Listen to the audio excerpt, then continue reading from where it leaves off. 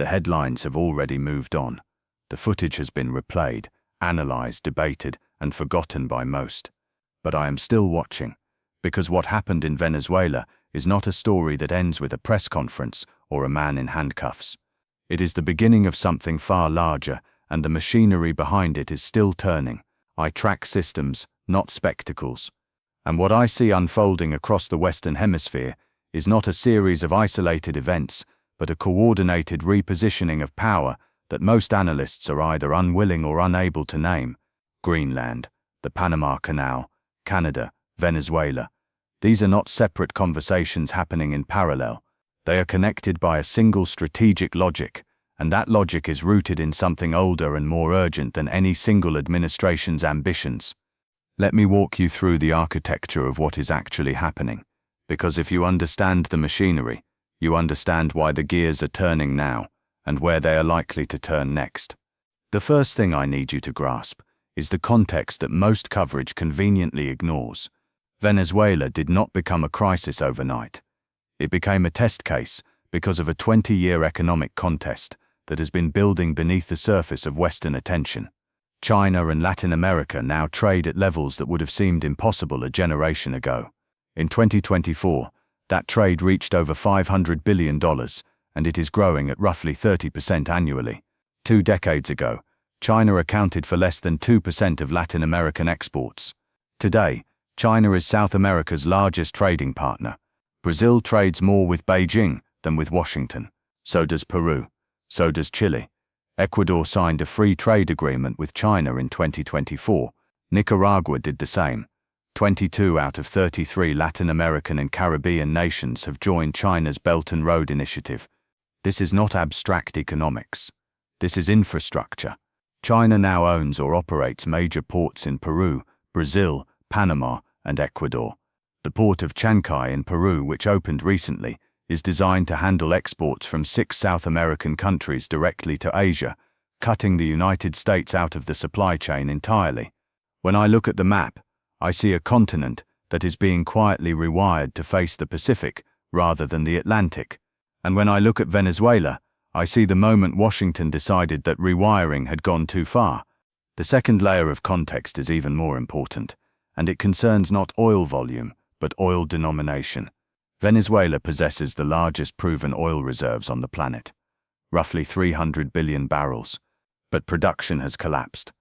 Under the previous government, output fell from over 3 million barrels per day to less than 1 million. Infrastructure decayed, investment stopped, skilled workers fled the country. So if Venezuela is not producing much oil, why does it matter strategically? Because this was never about current production. It was always about future control. For 50 years, global oil has been priced in United States dollars. This system, which economists call the petrodollar arrangement, creates automatic demand for American currency. Every country that needs oil needs dollars to buy it. That demand allows the United States to borrow cheaply, to print money without immediate inflation consequences, and to finance its debt at lower interest rates than economic fundamentals would otherwise permit. But that system is fracturing. Saudi Arabia refused to renew its exclusive dollar agreement. The nations of Brazil, Russia, India, China, and South Africa are increasingly settling energy trades in local currencies or in yuan.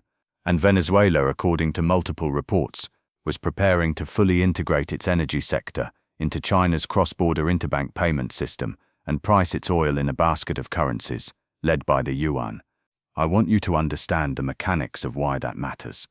If Venezuela had completed that transition, China could have purchased Venezuelan oil without holding dollars. If China does not need to hold dollars, demand for United States currency drops. If demand drops, the dollar's value falls. If the dollar falls, the cost of servicing American debt increases dramatically. This is the threat that Washington perceived. Not that Venezuela would sell 1 million barrels a day to China, but that Venezuela, sitting on 300 billion barrels, would prove to the world that you can price oil outside the dollar system and survive. That precedent is what could not be allowed. The refinery mismatch is another piece of the puzzle that almost nobody discusses publicly. The United States does produce massive amounts of oil, but it produces light, sweet crude. The massive refineries along the Gulf Coast in Texas and Louisiana were built 50 years ago. They were designed to process heavy, sour crude, the thick, dense oil that comes from Venezuela and the Middle East. America produces champagne, but its industrial engines run on diesel. For decades, they solved this problem by importing heavy crude from Saudi Arabia, but that relationship is effectively over. Riyadh is cutting production to keep prices high. They are joining new economic blocs. They are ignoring requests from Washington. The Saudi leadership has made it clear they are no longer interested in being a vassal state for American energy needs. So the United States faced a mathematical problem. They were running out of the specific type of oil needed to keep their refineries running at capacity. And worse, they had already played their emergency card. Over the last 2 years, the strategic petroleum reserve was drained. That reserve is meant for war. It is meant for national emergencies. It is not meant to be released to manipulate gasoline prices before elections. Yet the taps were opened. The market was flooded with millions of barrels to keep prices down. Now the bill has come due. The reserve is at its lowest level since 1983. Under the previous administration, 180 million barrels were released in a single year. Those barrels have not been replaced.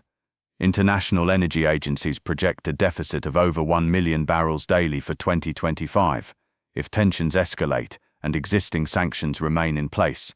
I looked at the map. I looked for heavy crude suppliers. Canada is already pumping at maximum capacity. Russia is sanctioned and hostile. Saudi Arabia is uncooperative and pivoting toward Beijing. That left only one option, the massive heavy crude fields of the Orinoco Belt in Venezuela. The strategic problem was that Venezuela's oil was already committed. China signed oil prepayment contracts with Venezuela worth over $60 billion between 2007 and 2024. Russia provided another $17 billion in credit lines backed by crude shipments. India, completely indifferent to American sanctions, now imports hundreds of thousands of barrels daily of Venezuelan oil, refines it, and re-exports it to Europe as Indian product. The United States tried multiple strategies to break this encirclement. Every single one failed. Maximum pressure through sanctions failed because Venezuela developed export networks completely outside the traditional banking system. Ships with flags of convenience, payments in yuan, refineries in Malaysia. Washington discovered that sanctioning paper does not stop oil molecules from moving. Regime change through proxies failed. Billions were spent backing opposition figures, recognizing them as legitimate presidents even though they never controlled a single military barracks. By 2023, even the Venezuelan opposition had abandoned those figures. American recognition became an international embarrassment. Diplomatic isolation failed because 134 countries never recognized the proxy government.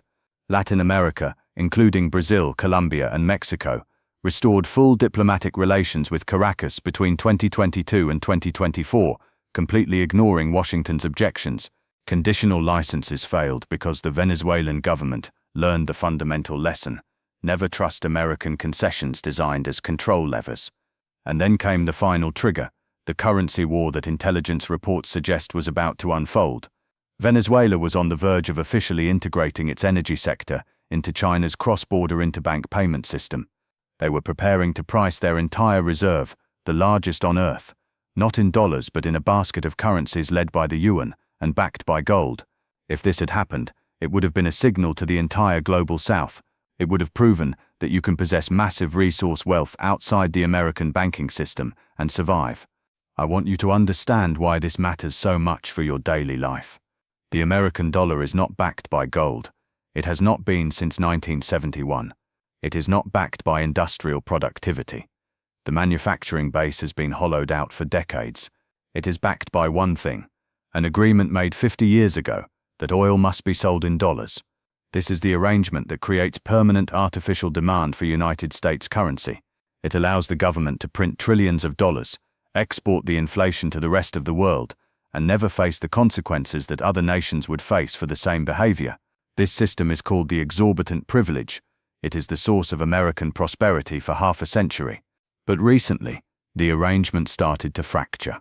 In June 2024, the Saudi-American petrodollar agreement formally expired. Saudi Arabia did not renew it. They now accept Chinese yuan for oil sales to China, their largest customer. The United Arab Emirates processed over $120 billion in bilateral trade with China completely in yuan. Russia sells oil to India in rupees and rubles. Iran sells to China in yuan. The dollar's share of global foreign exchange reserves fell from 71% in 1999 to 58% in 2024. Each percentage point of decline represents approximately $350 billion in reduced demand for United States Treasury bonds. Venezuela became the red line. If Venezuela's oil disconnects from the dollar, the demand for Treasury bonds collapses further. Interest rates spike. The entire debt-based economy of the West, which depends on cheap borrowing, faces structural crisis. So Washington faced a choice: accept the new multipolar reality and negotiate as an equal partner, or use the one asset they still have in abundance. They chose military force. The operation itself was, from a purely tactical standpoint, extraordinary. And I acknowledge that, because it tells us something about what comes next. The planning had been ongoing for months. Intelligence was gathered, weather conditions were monitored. The moment conditions aligned, helicopters moved. Electricity was reportedly cut in key areas. Air defenses were neutralized. Operators extracted the target from his residence. No American casualties. The target is now on a warship heading to New York to face an indictment that has been waiting since 2020. But here is where the spectacle ends, and the consequences begin. When officials were asked repeatedly who would run Venezuela now, how long American forces would be there, what the plan for governance was, there was no clear answer. Just vague references to existing structures handling day-to-day operations and American oil companies going in to rebuild the energy sector. Here is the problem that anyone who has studied post-conflict reconstruction understands immediately. Venezuela is not a small nation that can be quickly stabilized. This is a country of 30 million people. The previous government was not a personalist dictatorship where the entire state structure revolved around one individual. It was a system, a network of generals, intelligence chiefs, judiciary officials, and paramilitary groups that control everything from ports to food distribution. The defense minister is still in place. The interior minister, one of the most powerful figures in the government, is still there. The vice president is still there. All of these people control pieces of the economy. Venezuela has, and this is a critical detail, far more generals relative to the number of soldiers than anywhere else on Earth. About 20 times as many as you would expect in a normal military structure. Every general has a monopoly somewhere. They control mining concessions. They control ports. They control oil distribution. The military does not just defend Venezuela. The military is the economy. So what happens now?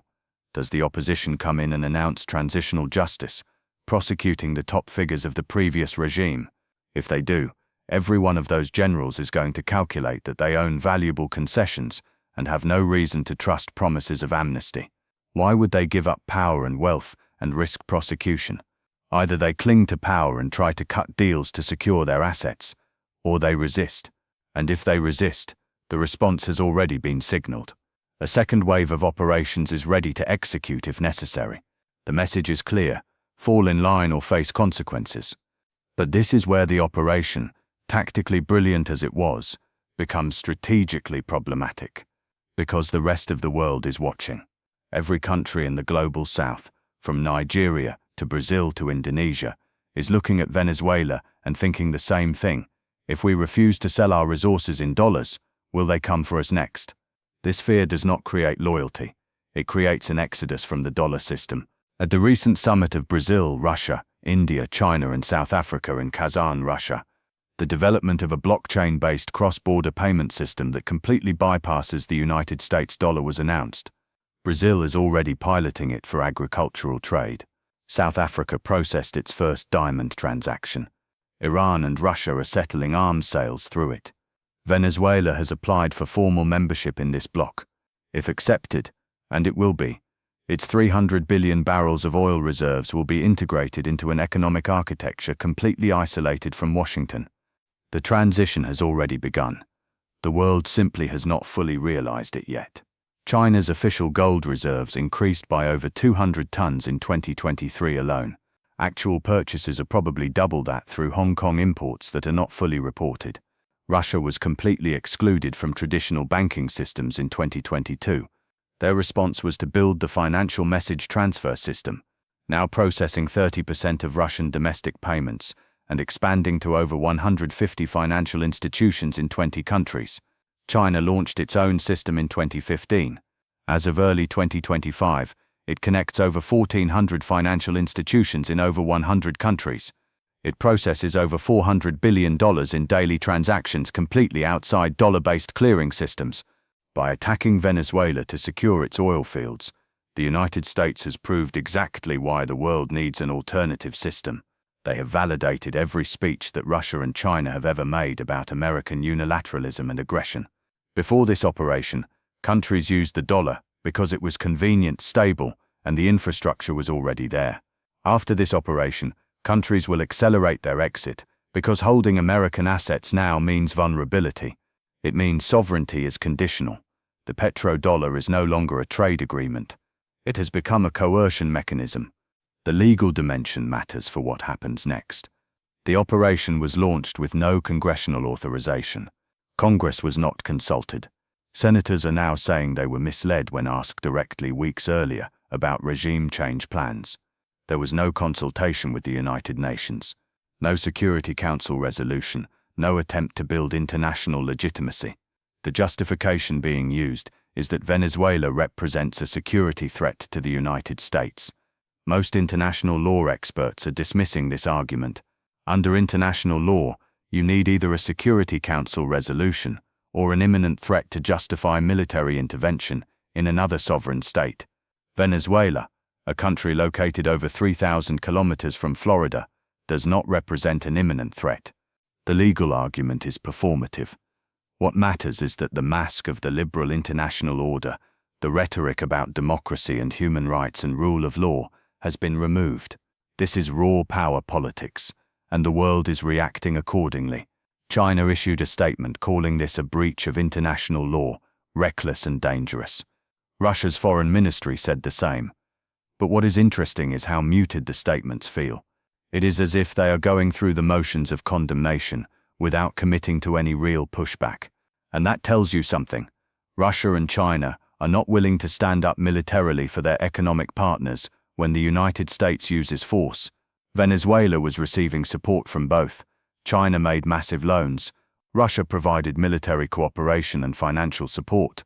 And yet, when American helicopters came, there was no military response. But I think that is the wrong lesson to draw. Because while China and Russia did not intervene militarily, they do not need to. The response is not military, it is financial. Every country watching this is accelerating their exit from dollar dependence. They are buying gold. They are joining alternative payment systems. They are negotiating bilateral trade in local currencies. The response is structural, not tactical. Let me show you what happens next. This is not speculation. This is pattern recognition, based on how these situations have unfolded historically. In the short term, oil markets will rally. Investors will bet that Venezuelan production comes back online quickly under American management. Energy prices might stabilize. Wall Street will celebrate. Victory will be declared. But within 6 months, the cracks will show. Venezuelan production will not recover as quickly as promised, because the infrastructure is in worse shape than anticipated, because the generals who controlled the oil sector are either in hiding or actively sabotaging operations, because the workers do not trust the new arrangements. The paramilitary groups, maybe 200,000 to 300,000 people who control food distribution, neighborhood security, and have been armed for years, will start low-level resistance. Not a full insurgency at first, just enough disruption to make governance impossible. Targeted strikes, protests, sabotage. American oil companies will start complaining that the security situation makes it impossible to operate. They will demand more protection. That means more American personnel on the ground, even if they are called contractors instead of soldiers. Within a year there will be hearings asking why billions in reconstruction aid are disappearing with nothing to show for it.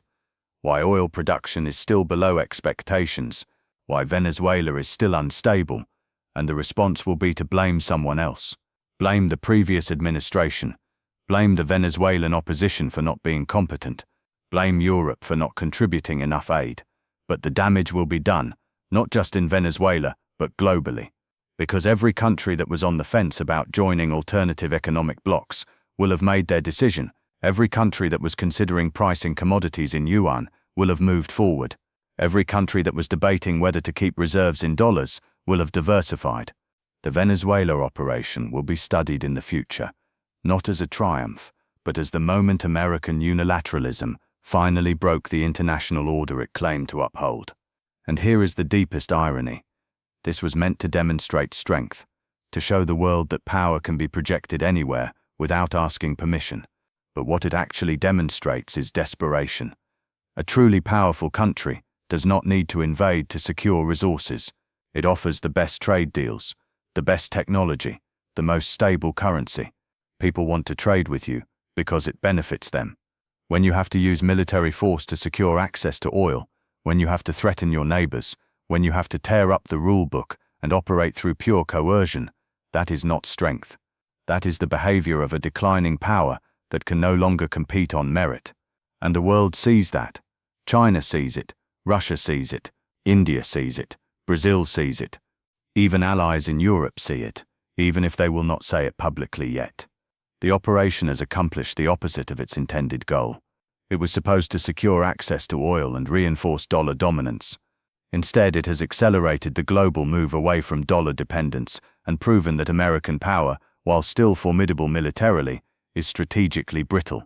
You can win every tactical battle and still lose the war. So where does this leave us? The spectacle is over. The news cycle will move to the next crisis within days.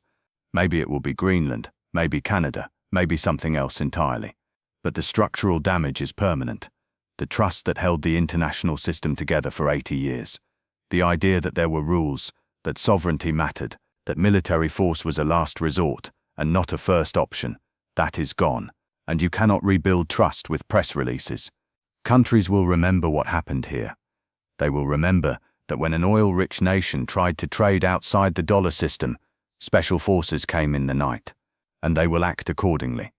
The petrodollar era is ending, not because of inflation or currency or any of the things financial commentators talk about. It is ending because the system is no longer based on mutual benefit. It is based on coercion. And in the long run, coercion is more expensive than cooperation. You can force compliance for a while, but eventually people find ways around you.